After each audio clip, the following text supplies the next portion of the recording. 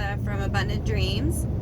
I wanted to talk real quick about how to hear God's voice, and I want to make sure I'm staying in this area where we're considering this on a regular basis, because it's really the fruit of your life, and it allows you to function and have your soul just feel completely renewed and in a good, safe, healthy place. So I kind of wanted to go over a quick, like, if you don't know how to hear God's voice, I wanted to show you that you might already be hearing from Him and not realizing it.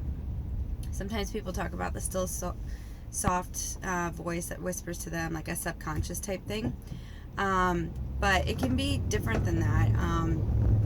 So, like, sometimes music will stand out to you, and like your mind will start thinking about other things, and you'll sort of get downloads that way.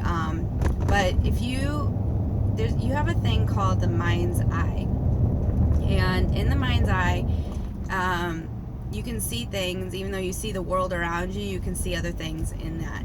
So this would be like when, if I were to describe a Christmas tree to you right now, in your mind, you could see a picture of a Christmas tree, maybe bows and ribbons on it, ornaments, Christmas lights, things like that, and presents below. You can see what I'm talking about. In that area, God can drop images, can drop words, musical things, anything in that area, and that would be a way that He's speaking to you. Another thing is you can hear an audible voice. That's less common. I've only heard a sound once that I remember. Otherwise, for me, it's usually very much pictures and feelings of understanding what that means. So that leads to another one. You can have feelings or a sense of knowing. You could be a knower. Where, like, say you walk into a house and you just know it's not the right one to buy. Like, it just doesn't feel right, or there's something off about the atmosphere or something. Like, you can't really describe it other than you just know that's not it. Or maybe you're in a conversation with your spouse and you're like, you just know something. Or you have a feeling or a sense about something, and you might even use those words. I have a sense, or I have this thought. So those are some ways that it's very interesting, because He uses your senses a lot of times, and it may not be just one kind. He might use a mixture of them, but it's all related to your personality and how you communicate well with others. So some of the things you can do is to practice, and I've talked about this before, but you can ask God questions about people or your family and see if you get it right. So, for instance, you could say, Lord, if my son was any kind of vehicle, what would it be and why? And you want to go with your first thought. Okay, so maybe it's a fire truck. Okay, and it may have nothing to do with, like, rescuing. It could have something to do with the color red, but then you would ask God, well, why a fire truck? And He might say something that will completely blow your mind, but it actually makes sense for your son.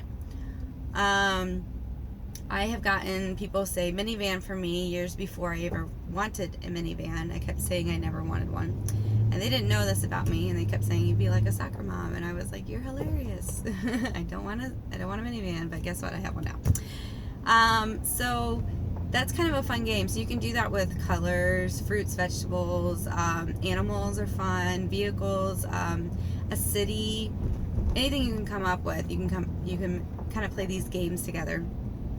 And then, if you know the person, you could say, hey, does this sit with you at all? And it could be really encouraging to them. So, and then you can expand upon it. So you can ask God other questions in life, or just start asking, I think everybody wants to know, what is my call in life, and things like that. And He really likes the journey, so He might give you the acorn part of the oak tree, so to speak. But the point is that you're communicating with him regularly, and you're tapping in to listening to him, and making sure that you're able to hear what he wants to tell you or show you. And you are going to probably hear or see or feel something different than how someone else will receive from him, and that's absolutely okay and perfectly normal.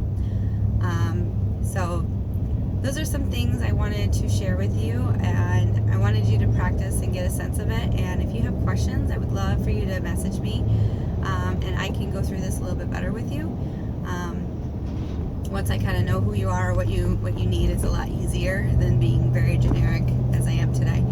So anyway, I hope that helps you, and make sure you are reading the Bible, because you want his word to be a lens for you, because all words, all things that you get from the Lord, you do want to make sure that you are you're making sure that it's legit, because we all do make mistakes. I've been doing this for many years, and I can still miss it. So being aware that we're human and that can happen. So anyway, I hope this kind of ignites a fire in you that makes it fun. It's very important, and I think it'll really help you in your